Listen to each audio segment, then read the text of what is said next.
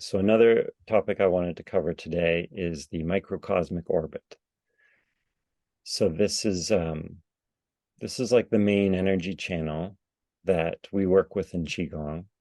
Um, and it involves a channel that goes along the spine at the back, up and over the head, and then down the front, um, down to the perineum, which is sort of like the bottom of your torso, and then up again. And really could go either direction, but generally it's up the back, down the front. So, and this is a really nice channel to work with. You could think about it as kind of like an energetic highway of your body. And again, with these forms, it's nice to be, as you're practicing, allow that main channel to spread through the body. There's a saying in Qigong that the mind directs the Qi. And so as we practice that channel, we're flowing the energy.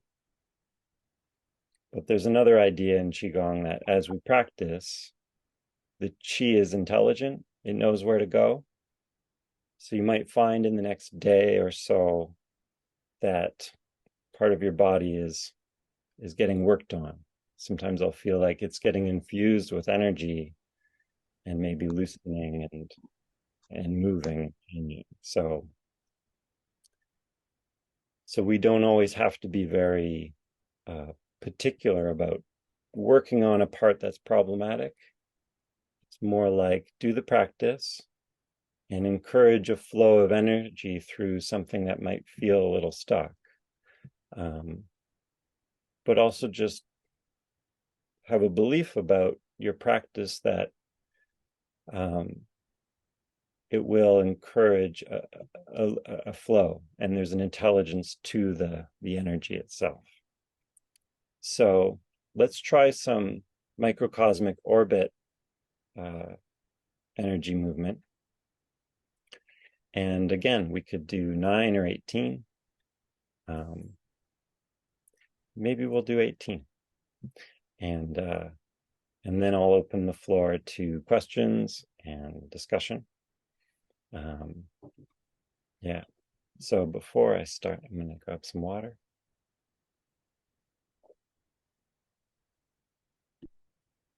So just a reminder, because I see some people have joined.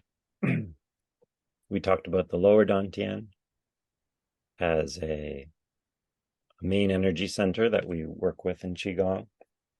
We talked about breathing through the nose and having the tip of the tongue touch the roof of the mouth as we practice. Not an essential part, but something that is encouraged. And we talked about using 9s as a sort of timer. So let's try some microcosmic orbit breathing.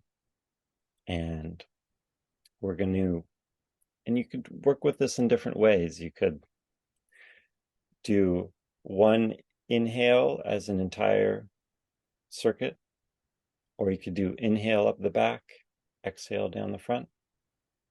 Inhale up the back, exhale down the front.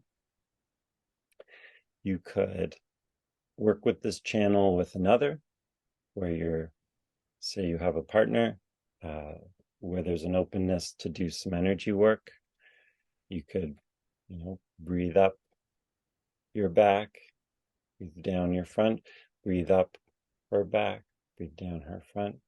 You could really get creative with it. But right now we're going to start with an independent practice here. And so let's try. We're going to do 18 breaths. So feel free to go at your own pace.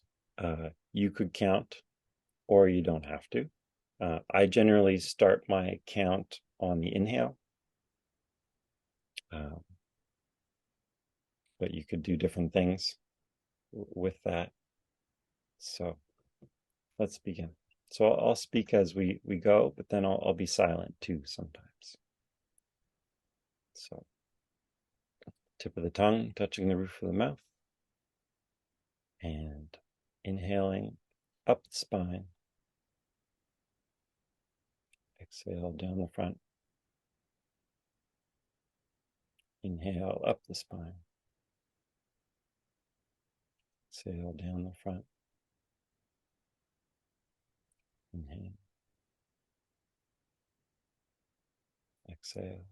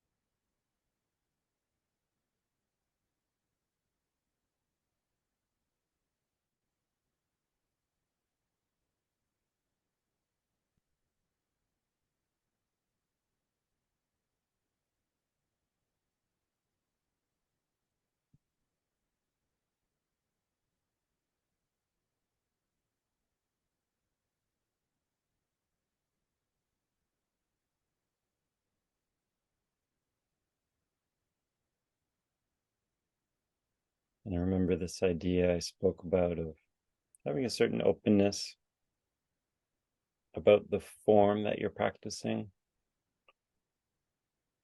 So even though we're focused on this channel, you could have 50% of your attention just sort of being curious about what else is happening in your body or in your environment.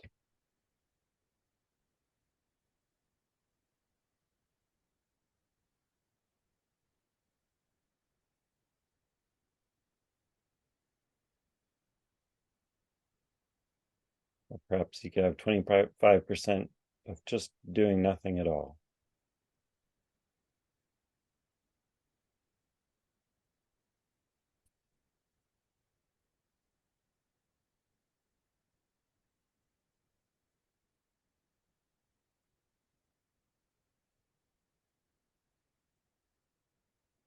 And how about one more in breath and out breath?